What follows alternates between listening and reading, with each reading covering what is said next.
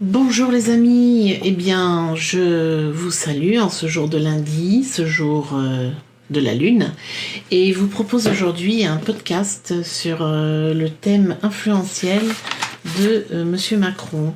J'ai établi le thème lundi dernier à 7 heures du matin, et le blason validé donne un tribunal qui vient de faillite, carcère en témoin du futur, et le juge qui est grande fortune. Alors je reviendrai sur la symbolique de ce tribunal de géomancie et je vais dérouler toutes les maisons une à une pour qu'on puisse avoir une image de la situation exacte de Monsieur M dans le moment. Voilà, en sachant que un thème d'influence donne une image synthétique des énergies qui le caractérisent et qui procèdent bien entendu des influences à la fois astrales et telluriques et des différents choix de vie faits depuis sa naissance et même avant.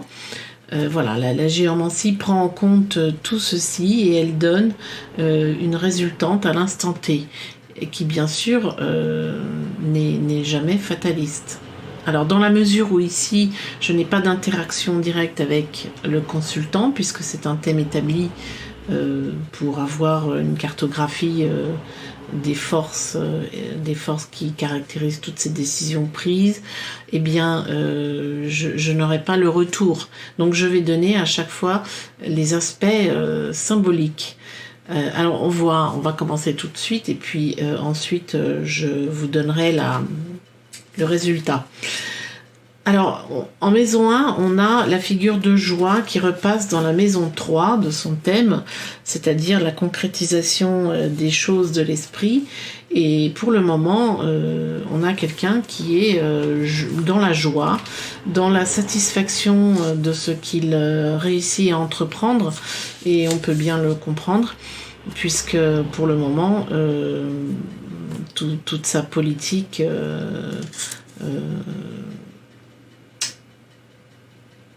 selon lui, peut-être pas par rapport à la population, mais en tout cas selon lui, est satisfaisante. Voilà. Donc c'est quelqu'un qui croit vraiment avoir fait ce qu'il fallait et qui a ce sentiment de profonde satisfaction au point de s'en accommoder dans une mesure un peu exagérée. Alors, ces finances, l'argent qui rentre en maison 2 sont protégés par la figure Albus de Mercure. En géomancie, Albus est une figure lente, une figure d'eau, donc aucune inquiétude sur les finances qui rentrent, donc l'argent qu'il gagne tous les mois est auguré par une figure sereine.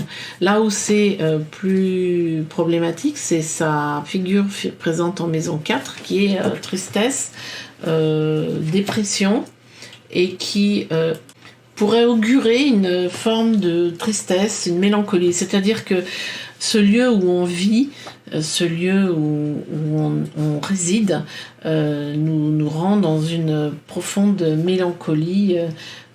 C'est presque à la limite de la souffrance et de l'obsession. Alors, on peut envisager de dire, quand on obtient cette figure Tristessia en maison 4, c'est qu'on peut en conclure qu'il y a une menace sur le patrimoine, ou que le patrimoine n'est pas à l'abri de l'adversité.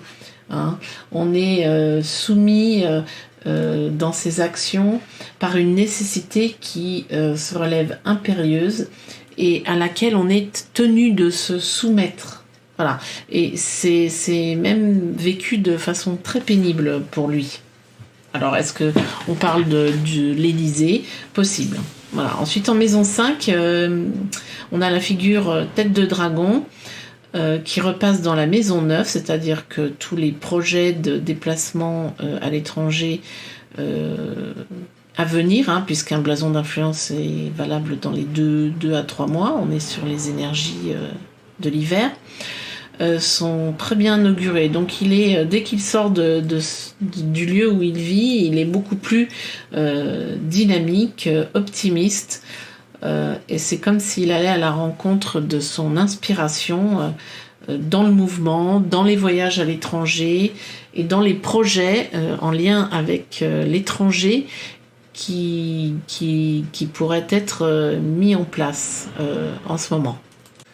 Donc sa maison de la créativité, de la création, est aspectée par une figure d'inspiration, ou cela peut être également être une surveillance d'instances supérieures à lui. On peut l'envisager aussi ainsi, mais en partant du principe que ces instances supérieures auraient une connotation soit mystique, religieuse, en tout cas supra-mondiale, quelque chose de supérieur et qui se situe à l'étranger, en tout cas en dehors de la sphère du terrain national.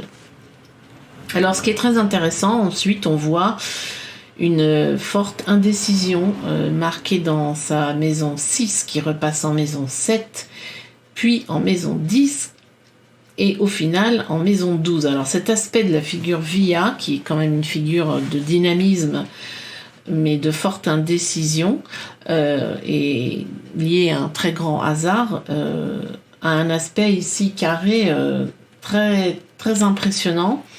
Dans ce sens où cette force qui se déploie dans ces 4 maisons-là pourrait à la fois certes relever d'une notion de grand dynamisme, d'aveuglement aussi et d'incohérence, parce qu'il pousse à, comme il est présent en maison 12, à une naissance d'égarement, c'est-à-dire qu'on ne sait pas trop où on va, et que pour atteindre son but, eh bien, on emploie des moyens quand même qui sont assez hasardeux, sans doute mal choisis. C'est ce que indique cette figure, puisqu'elle, par sa présence dans les 4 maisons que je vous ai évoquées, elle présage de coups du sort qui sont à l'origine des actes posés dans le flou. Hein. On ne sait pas trop où on va. Voilà. Alors en plus, on ne peut pas escompter trop de soutien de sa moitié, puisqu'il repasse en maison 7. Alors est-ce la moitié ou sont-ce les collaborateurs avec qui on travaille? En tout cas, sur le moment, on peut escompter un soutien, mais le soutien sera toujours nimbé de résultats plus que hasardeux. Donc, on ne compte pas sur ses collaborateurs. Cette figure Via repasse en maison 10. Donc, qu'est-ce que ça veut dire? Cette instabilité dans la maison des honneurs, eh bien, augure que la profession et la carrière sont vraiment actuellement extrêmement instables et engagées dans une voie plus qu'aventureuse. Le destin, ici, en maison 10, subit un peu les coups du sort. Donc le but non avoué, ou le but de Monsieur M, ici, n'est pas très satisfaisant, et les résultats sont plus qu'incertains. Vous comprenez tous les parallèles qu'on peut y mettre justement en période de campagne présidentielle.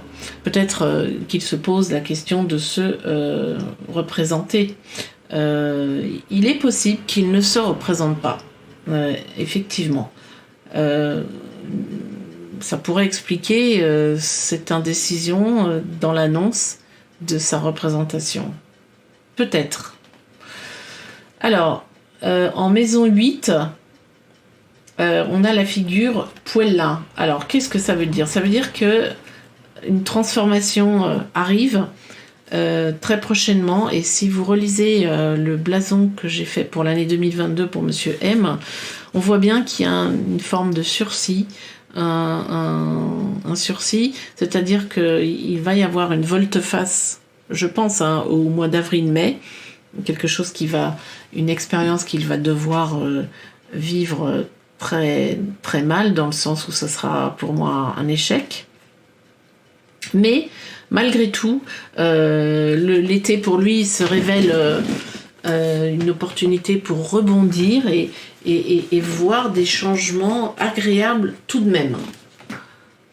C'est-à-dire que quelque chose, quand on a un poêlin en maison 8, c'est que quelque chose, un événement heureux, plutôt sympathique, hein, qui survient, va donner une occasion de changer sa façon de vivre, sa façon d'envisager sa vie peut-être politique ou personnelle, en tout cas d'une façon un peu plus douce. Alors, est-ce qu'effectivement on pourrait dire que ces élections vont sonner le glas de la fin de cette mission actuelle et l'aiguiller, l'emmener vers une autre mission plus agréable?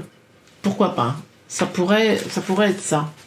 Ensuite, en maison 11, on a une figure de Saturne, la queue du dragon, plutôt maléfique, qui met fin à soit des soutiens amicaux.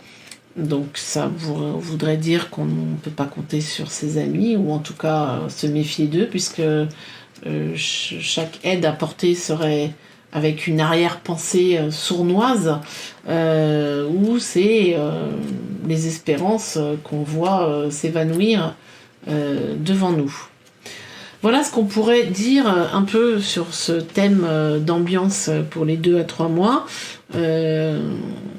On voit bien qu'il y a un décalage dans ce blason entre ce qu'on croit être bien et ce qui est en réalité en train de se tramer.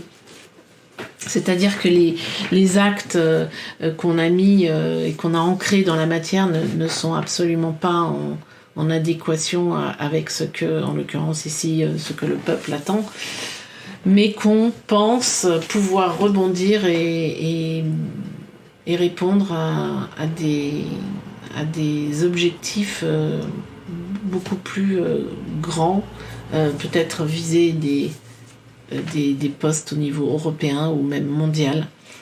C'est peut-être ça qu'il a dans l'esprit. Voilà. Il en termine avec cette mission d'ordre national pour envisager derrière une action beaucoup plus universelle, selon lui. Hein. Voilà. Alors, le juge statue sur ce blason qui est validé, mais partiellement. C'est-à-dire que le juge donne un avis. Les témoins valident tout ce qui vient d'être dit, et le résultat est quand même l'incarcération. Je vois carcère en témoin du futur, l'incarcération. Alors, ça peut être effectivement un jugement de tribunal, mais ça peut être aussi un empêchement dans la réalisation de ses objectifs. Bien entendu, comme je n'ai pas le retour avec la personne, parce que je ne sais pas comment elle vit ces onctions énergétiques, eh bien, moi, je statue que c'est un empêchement, une incarcération qui vient d'une faillite. Alors, la faillite, vous l'avez compris, on peut très bien comprendre l'essence de cette faillite ici dans ce thème. Une faillite qui mène sur un empêchement, une incarcération, on peut l'interpréter de plusieurs façons. On peut l'interpréter, en l'occurrence, sur le sujet des élections présidentielles, comme un empêchement de se représenter ou un empêchement de reprendre un deuxième mandat.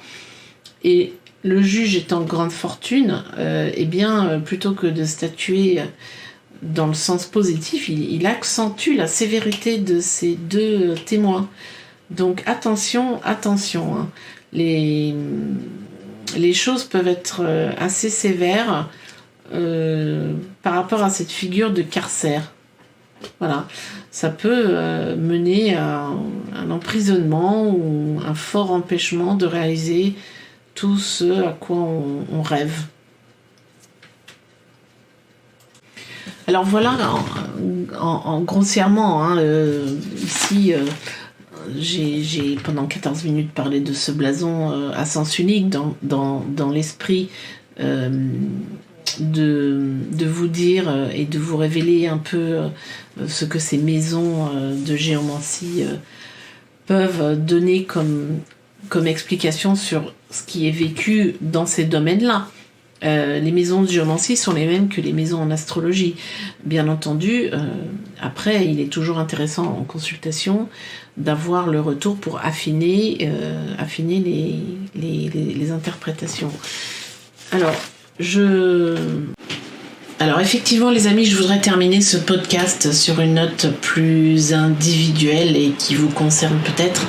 Même si, pour conclure ce blason, Monsieur M est placé dans une situation floue et une situation où il risque de subir un coup aveugle et préjudiciable dû au hasard et à l'art de poser des actions dont on ne sait jamais quelles seront les conséquences, même si on est en haut de la pyramide et même si on pense pouvoir tout faire, n'oubliez pas que ce pyramidion repose sur la base de la pyramide et que tout est